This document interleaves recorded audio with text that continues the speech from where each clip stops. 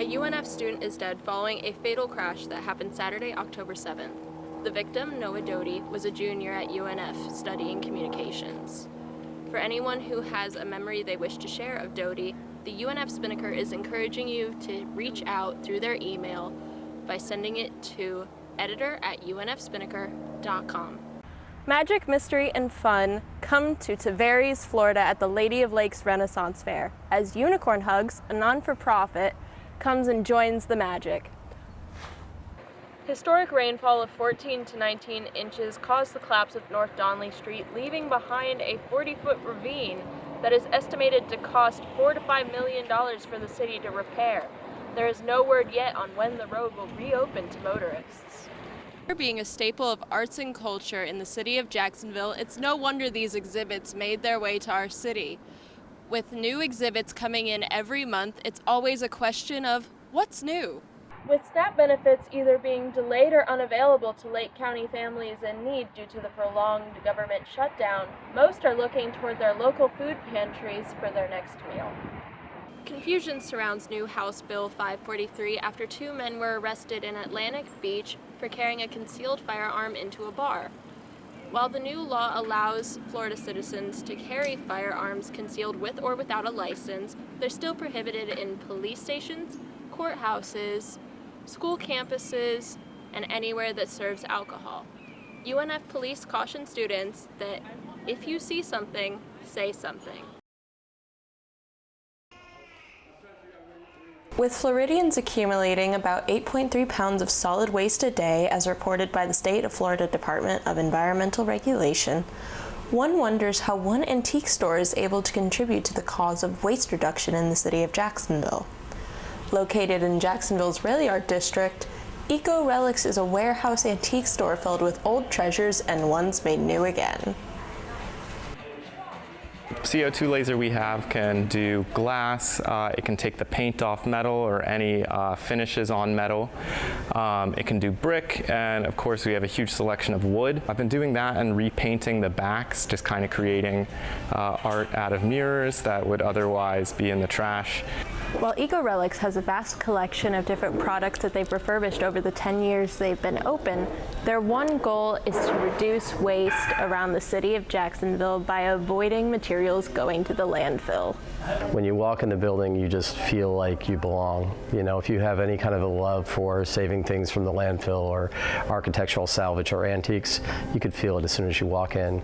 And when I walked in the door 9.5 years ago for a job interview, I knew it was my place. Shoppers will not only reduce waste by using refurbished materials, but they also have a chance to own a piece of history, local and international. We have a very nice selection of stained glass. The stained glass that we have, not all of it, but a good portion of what we have right now is from England. All of it is prior to 1938 and earlier, which to me is fascinating because that means it survived the Blitzkrieg, the bombings of England during World War II. Not only does this store impact our community environmentally, but Eco Relic strives to bring the community and families together through their creations. You're saving something that's old, that has history. It's beautiful, there's a story behind it. We may not always know the story, but that's half the fun, is thinking about it, coming up with your own history for something, of where it's been. And an old table, for example, think about how many, family meals were had around that table, how many get-togethers, gatherings, Christmases, Thanksgivings, all that sort of thing. It's just neat to think about. Get out there and get inspired. This is Leslie Bowers, Inside Jacksonville.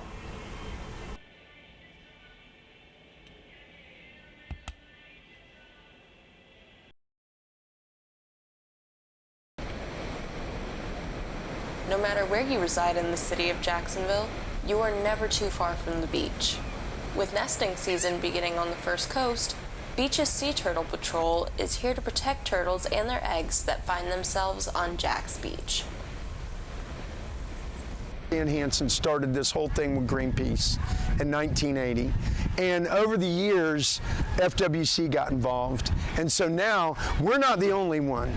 I mean, there are Beach's Sea Turtle Patrols from Fernandina Beach all the way to Key West, up the west coast of Florida, all the way to the Panhandle. With Save the Turtles being a near and dear cause in Floridians' hearts and the upcoming nesting season starting May 1st and ending in October 31st, Beach's Sea Turtle Patrol is on their way to tell people more about how they can save the turtles. Well, one of the things that we try to do to educate the kids is we have lessons down on the beach. And there are groups of people who actually go to the elementary schools, and they hand out these Turtle Patrol books that educate them on the 3 types of turtles that nest in our area. While plastic reduction in our oceans is a big part of helping the turtles, people must also remember to help out on dry land by practicing clean, dark, and flat. We would love you to come enjoy the beach, have a good time, build your sandcastles, play in the water, but when you leave the beach, we want to leave it clean.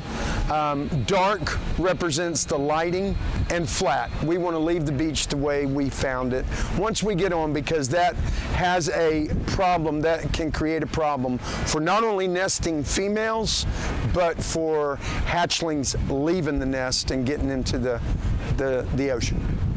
If you hope to ever see a turtle when visiting the beach, please remember to clean up before you leave, turn off potentially distracting lights, and fill in all holes to make a flat surface for turtles and their babies.